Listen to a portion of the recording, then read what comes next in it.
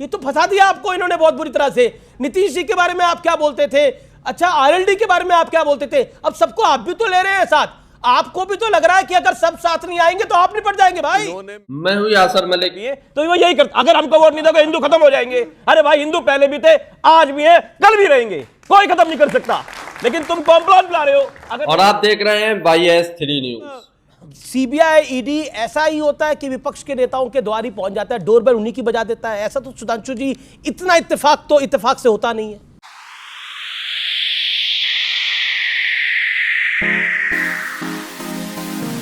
आजकल गोदी मीडिया के एंकरों को क्या हो गया है?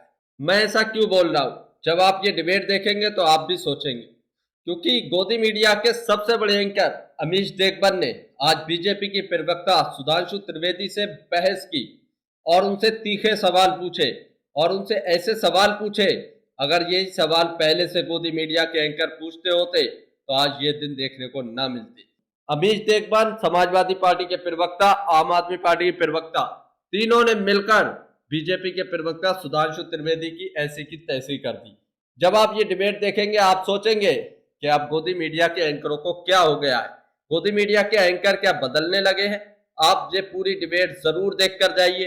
अगर आप गोदी मीडिया का विरोध करते हैं तो हमारे चैनल YS3 न्यूज को सब्सक्राइब करें। लेकिन सुधांशु त्रिवेदी, अगर विपक्ष में राहत है तो आहत भी तो कोई होगा। एनडीए आहत हो रहा है क्या? इसमें आहत होने की कोई बात नहीं है। ये देखने की बात है कि सत्ता की लाचारी क्या क्या करवाती है। मात्र पिछले महीने की तो बात है कि अखिलेश वकिलेश थे। अखिलेश जी कह रहे थे चालू पार्टी है कांग्रेस को, और कांग्रेस कह रही थी चिरकुट पार्टी। तो जो चालू और चिरकुट कह रहे थे, करके कह के कर रहे थे एक दूसरे का अभिनंदन, उन्होंने कर लिया आप गठबंधन। और वो गठबंधन भी क्यों किया है? देखिए, ये दो ऐसे लोगों ने गठबंधन किया है जो दोनों युवा हैं मगर दोनों 50 वर्ष से ऊपर के हैं। तो आप इस गठबंधन की हकीकत वैसे ही समझ सकते हैं। और दूसरा, दोनों युवाओं ने अपने कुल गौरव में क्या कीर्तिमान स्थापित किया है। हमारे राहुल गांधी जी, उनके पिताजी 400 सीटें लेके आए थे, वो 44 पे ले आए। हमारे अखिलेश जी, बताइए, मुलायम सिंह जी ने 1989 में पार्टी खड़ी की, 90 में पहले VP सिंह जी का साथ लिया, अजीत सिंह जी को झटका दिया, फिर चंद्रशेखर जी को झटका दिया, अपनी पार्टी खड़ी की, और 2012 में स्पष्ट बहुमत की सरकार लेके आए। अखिलेश जी 57 पे ले आए। तो मुझे लगता है कि भारत की सत्ता के दो भूतपूर्व 50 वर्षीय युवाओं के राजनीति में भूतपूर्व हो जाने के भय से उत्पन्न होने के कारण यह किया गया गठबंधन है। और इस गठबंधन में कितनी गठें यानी गांठें हैं और कितना बंधन है, ये आने वाले समय में बहुत स्पष्ट रूप से दिखाई एक सवाल अभी आप ही के जवाब से निकला, ये राहुल गांधी को आप हमारे क्यों कहते हैं? हमारे राहुल गांधी आपके कैसे राहुल गांधी? वो तो कांग्रेस के हैं। देखिए, ऐसा है कि कोई भी व्यक्ति जो राजनीति में, अभी आपने कहा ना, हमने कहा कि हर व्यक्ति बड़ा ही चकित होकर देख रहा है जी। तो अगर चकित होकर देखना है तो जिस व्यक्ति को देखने का आभास होगा तो उसे राहुल गांधी नजर आएंगे। इसलिए हमारे, क्योंकि वो जब से चले हैं, कहां से, गुवाहाटी से, तो चौपाटी में देवड़ा जी अलग हो गए थे जी। वो बंगाल पहुंचे थे तो ममता जी अलग हो गई थी। वो झारखंड पहुंचे थे तो मुख्यमंत्री बदल गया था। वो बिहार पहुंचे थे तो संयोजक नीतीश कुमार जी इधर आ गए थे। अब किसी तरीके से वो वहां पहुंचे हैं यूपी में। चलो, लेकिन अब कमान दीदी के हाथ में आ गई है। अब प्रियंका गांधी वाड्रा पॉलिटिकल डील कर रही है, राहुल नहीं कर रहे हैं। एक इस पे भी जी बात जी, मैं इस पर आपकी राय लूंगा, लेकिन राजकुमार भाटी के पास आता हूं। राजकुमार भाटी, ये देखिए, पूरा एनडीए लगा रहा कि डील नहीं हो रही, मीडिया ने भी बोला डील नहीं हो रही, लेकिन असल में आप डील सील करके आ ही गए। आपने भी, यानी समाजवादी पार्टी के नेताओं ने भी बहुत कुछ कहा, कांग्रेस के नेताओं ने तो और भी ज्यादा कहा, लेकिन फाइनली काम हो गया। लेकिन चलिए, अलायंस तो हो गया, क्या मोदी को टक्कर दे पाएगा ये अलायंस? क्योंकि सपा बसपा का अलायंस हुआ था 2019। डिबेट पूरी जरूर देखकर जाइए। अभी अमीश देगबन आगे सुधांशु त्रिवेदी की और बकिया उधेड़ने वाले हैं और सवाल करने वाले हैं, और साथ में आम आदमी पार्टी प्रवक्ता भी सुधांशु त्रिवेदी को बिना साबुन के धोने वाले हैं। तो पूरी डिबेट जरूर देखिए। कांग्रेस का वोट शेयर 5-6% है, दैट्स इट। हमारे सुधांशु त्रिवेदी जी ने, अभी जो कह रहे थे ना हमारे राहुल गांधी, तो मैं भी वही कह देता हूँ, हमारे सुधांशु त्रिवेदी जी ने शुरुआत की, सबसे पहले सेंटेंस बोला, सत्ता पता नहीं क्या क्या करा दे। बिल्कुल सही बात है, सत्ता ये करा देती है कि जो नीतीश कुमार ये कह रहे थे कि नरेंद्र मोदी के हाथ खून से रंगे हुए हैं, इनके साथ हम कभी नहीं जाएंगे, और जो मोदी जी ये कह रहे थे इसका डीएनए चेक करो, इसका डीएनए खराब है, और अमित शाह ये कह रहे थे अब तमाम दरवाजे बंद हो चुके हैं, अब नीतीश कुमार के लिए कोई दरवाजा नहीं है, उसी नीतीश कुमार की चौखट पे नाक रगड़नी पड़ी। जोरदार बात सत्ता जो करा दे। जवाब लेते नहीं, अभी तो आधा मिनट पॉइंट आपका जवाब ले लीजिए, एक 30 सेकंड का जवाब ले लीजिए। सुधांशु त्रिवेदी, मैं रिबटल आपको अलाउ करता हूं, बताइए, ये तो फंसा दिया आपको इन्होंने बहुत बुरी तरह से। नीतीश जी के बारे में आप क्या बोलते थे, अच्छा आरएलडी के बारे में आप क्या बोलते थे, अब सबको आप भी तो ले रहे हैं साथ, आपको भी तो लग रहा है कि अगर सब साथ नहीं आएंगे तो आप निपट जाएंगे भाई। इन्होंने मेरी बात आधी बोली, अगला सेंटेंस नहीं सुना। कह रहे थे नहीं, कह रहे हैं। ये तो पिछले महीने बोले हैं चालू और चिरकुट, ये तो अभी पिछले महीने बोले हैं। और हमसे तो कब की बात कर रहे हैं, ये नीतीश जी ने कब कहा था कि खून से रंगे हुए हाथ? मैं चुनौती से कहता हूं, दिखाइए 2014 में। बिल्कुल नहीं कहा था उन्होंने 2014 में, वो तो 2002 में मंत्री रहे थे, सरकार में हमारी रहे थे। क्या बात कर रहे हैं आप? पलटू चाचा पलटते रहते हैं, वो तो आपका दुख भी खत्म नहीं हो रहा। अरे सुनिए साहब, अब अगली बात, अगर एक पार्टी है कोई उत्तर प्रदेश में जो ये पलटने की बात कहते हैं, कोई एक पार्टी जिसने हर पार्टी से गठबंधन किया है वो है समाजवादी पार्टी।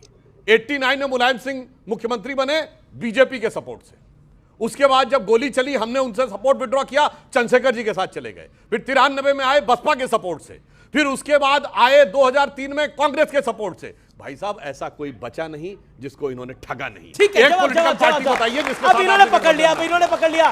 देखिए कुल मिलाकर राज बड़े सारे हैं और ये युवा पीढ़ी को सब पता लग जाता है आजकल। बताइए। नहीं, सुधांशु जी क्यों कुरेद रहे हैं इतिहास को? क्या सुधांशु जी को ये पता नहीं है कि इनकी सरकार भी बीएसपी के समर्थन से ही बनी थी, बहन जी के समर्थन से ही बनी थी? बसपा की सरकार हमारे समर्थन से बनी थी, हमारी सरकार बीएसपी के समर्थन से नहीं बनी। क्या उत्तर प्रदेश में अभी भी भारतीय जनता पार्टी का 3 पार्टियों से गठबंधन नहीं है? क्या ओम प्रकाश राजभर ये नहीं कहते थे इस योगी को तो मठ में छोड़ के आऊंगा, इस योगी को तो कीर्तन करना सिखाऊंगा? आज वही ओम प्रकाश कीर्तन कर रहे हैं उनके साथ, आज वही खुद ही कीर्तन कर रहे हैं उनके साथ। तो ओम प्रकाश राजभर क्यों है इनकी पार्टी में जी? तो क्यों कुरेद रहे हैं? दूसरी बात इन्होंने कही थी इसमें बहुत गांठें हैं गठबंधन में, बिल्कुल मैं इनकी इस बात से भी सहमत हूँ। इसमें गांठें इसलिए ज़्यादा हैं कि इसमें ज़्यादा लोग जुड़े हों। ये गठबंधन में केवल कांग्रेस सपा नहीं है, इंडिया गठबंधन में वो किसान भी हैं जिनके ऊपर बीजेपी के नेताओं की गाड़ियाँ जिन्हें रौंद देती हैं, वो किसान भी हैं जो 700 लोग शहीद हो जाते हैं, जिन्हें राजधानी में नहीं घुसने दिया जाता, जिनके लिए कीलें ठोकी जाती हैं सड़क पर, जिनके लिए पानी की बौछारें और गोलियाँ चलाई जाती हैं। इस गठबंधन में वो मजदूर भी हैं जिनके लगातार हक मारे जा रहे हैं। इस गठबंधन में ओबीसी वर्ग के 6,800 स्टूडेंट भी हैं जिनके लिए हाईकोर्ट का आदेश है कि इन्हें ज्वाइनिंग कराओ। 2 साल से योगी जी ज्वाइन नहीं करा रहे हैं। ठीक है, इस गठबंधन में वो बहन बेटियां भी हैं। हाथरस की बेटी को रात को 2 बजे उसके परिवारजनों पर लाठियां चला के मिट्टी का तेल डालकर जिसकी डेड बॉडी जला दी जाती है। आपने सही कहा कि आपको लगता है कि मोदी का मुकाबला कर पाएंगे? और हमारा आज का शीर्षक है कब होंगे कामयाब।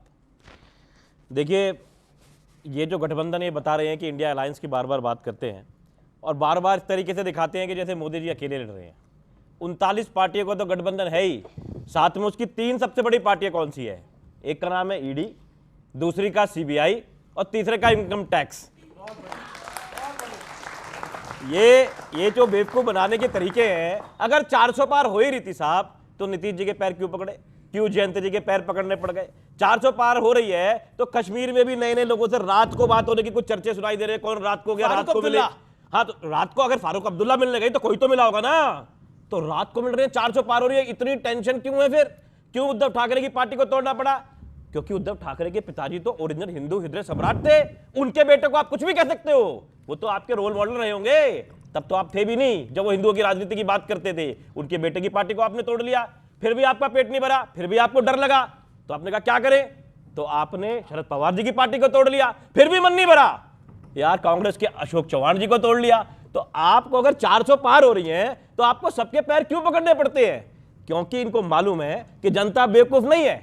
जनता को साफ दिखाई दे रहा है कि रोज रोज अपने ही एक्स। वीडियो अच्छी लगती है तो इसको लाइक करें, पूरी डिबेट जरूर देख कर जाइए। उन्होंने कहा कि पुलवामा में जो 300 लोग मरे उसकी जिम्मेवार आपकी सरकार थी। उन्होंने कहा था लिफ्ट कराओ, आपने नहीं कराया। 300 आरडीएक्स कहां से आया? 300 किलो आप आज तक बता नहीं पाए। आपके ही टाइम पे सारे काम हुए। आप कहते हो हमने तो आतंकवाद खत्म कर दिया। अरे लोगों को कितना बेवकूफ बनाओगे, कितना लोगों को छलोगे, कितना लोगों को ठगोगे? और आप कह रहे हो कि हमने नहीं ठगा। आपने जितना लोगों को बेवकूफ बनाया, मुझे लगता है हिंदुस्तान की राजनीति के अंदर कोई इतना बेवकूफ नहीं बना होगा। और इसी हिंदुस्तान में देखिए, आपको लग रहा है पब्लिक बेवकूफ बन रही है? नहीं देखिए, सुनिए, आपको एक सेकंड आपको लग रहा है पब्लिक मुझे- बेवकूफ बन रही है? मैं- बेवकूफ है सारे बैठे हुए, ये- व्यूअर्स उस तरफ, वोटर्स आप लोगों के। देखिए, वैसे तो जनता का जो फैसला होता है वो सबको मान लेना चाहिए, ठीक है, लेकिन जनता को बेवकूफ बनाने के तरीके तो है ना कि कॉम्प्लान नहीं पियोगे तो बच्चा बड़ा नहीं होगा। तो हमारे बाबा ने तो कॉम्प्लान नहीं पिया, लेकिन वो बड़े हो गए। हमारे पिताजी ने भी नहीं पिया, हमने थोड़ा पिया, हमारे बच्चे शायद और ज्यादा पिए। तो वो यही करते, अगर हमको वोट नहीं दोगे हिंदू खत्म हो जाएंगे। अरे भाई, हिंदू पहले भी थे, आज भी हैं, कल भी रहेंगे, कोई खत्म नहीं कर सकता। लेकिन तुम कॉम्प्लान पिला रहे हो, अगर नहीं होगा तो ऐसा नहीं होगा। डराने की राजनीति, डराने की राजनीति, ठीक है, अब- 80% लोगों की जब- राजनीति करके बेवकूफ बना रहे हो। ओके, आम आदमी पार्टी के विधायक साहब और नेता प्रवक्ता राजेश गुप्ता जी का बयान कि आप डराने की पॉलिटिक्स करती हो। और देखिए, ये सीबीआई ईडी वाला कोई आरोप आप पर नया नहीं है, ये सब लोग आप पर लगाते हैं। मतलब सीबीआई ईडी ऐसा ही होता है कि विपक्ष के नेताओं के द्वार ही पहुंच जाता है, डोरबेल उन्हीं की बजा देता है। ऐसा तो सुधांशु जी, इतना इत्तेफाक से होता नहीं है। दोनों बातों का जवाब देता हूं। पहली बात, इन्होंने कहा किसके चरणों में गिरे पड़े। देखिए, आजकल वनडे क्रिकेट का जमाना आ गया। जब टेस्ट मैच होते थे तो अगर कोई बैट्समैन हाँ, मैं उसी बता रहा हूं, मगर इसलिए याद दिलाता हूं, दोनों इनिंग्स में 0 पे आउट हो जाए तो उसे कहते थे चश्मा पहन लेना। 2-0 कांग्रेस पार्टी 2 बार लोकसभा विधानसभा 0, दूसरी बार लोकसभा विधानसभा 0 पाने वाले में 67 सीटें पाने वाली पार्टी जाके चरणों में गिर गई। ऐसा क्या देखा भैया कांग्रेस में कि आज उससे गठबंधन करने पे आ गए और हमसे कह रहे हो हम गिर गए। और अभी देखिए कितनी शिद्दत से अजीत पवार जी के, उनकी शरद पवार जी की पार्टी तोड़ दी। अरे भाई, वो संजय सिंह का वीडियो देखो जाके, ये सब परिवार की पार्टी, उत्तर से दक्षिण सुनिए, फलाना फलाना फलाना फलाना फलाना फलाना। और उसके बाद शीला दीक्षित जी का याद है, पीछे लिखा हुआ बेईमान, और केजरीवाल जी ईमानदार। और आज दोनों साथ साथ शीला जी तो है नहीं, झंडा बरदार। शीला जी अरे है कहाँ? साहब, कांग्रेस इसीलिए कहते हैं देख तेरे संसार की हालत क्या हो गई, भगवान कितना बदल गया इंसान। तो दोस्तों, आपने ये पूरी डिबेट देखी। आपको ये डिबेट देखकर कैसा लगा? अपनी राय कमेंट बॉक्स में जरूर देकर जाइए। और क्या गोदी मीडिया के एंकर अब बदलने लगे हैं? क्या गोदी मीडिया के एंकर बीजेपी का साथ छोड़ने लगे हैं? आप इस पर अपनी राय क्या रखते हैं, उसे भी कमेंट बॉक्स के जरिए जरूर दीजिए, हम तक पहुंचाइए। और आपको ये डिबेट देखकर कैसा लगा, इसको लाइक भी कीजिए। अगर गोदी मीडिया के एंकर सुधर जाएं और सच्ची पत्रकारिता करने लगे तो फिर क्या बात है। जैसे आज अमीश देगबन ने पत्रकारिता की है, सुधांशु त्रिवेदी से सवाल पूछे हैं, ऐसे ही गोदी मीडिया का हर एंकर सरकार से अगर सवाल पूछने लगे तो बहुत कुछ बदल सकता है। आपको क्या लगता है, क्या गोदी मीडिया सुधरने लगी है या फिर से गोदी मीडिया अपनी वही हरकत पे रहेगी? आप अपनी राय कमेंट बॉक्स में जरूर दीजिए। वीडियो अच्छी लगी हो तो इसको लाइक करें। अगर आप भी गोदी मीडिया का विरोध करते हैं तो हमारे चैनल YS3 न्यूज़ को सब्सक्राइब करें।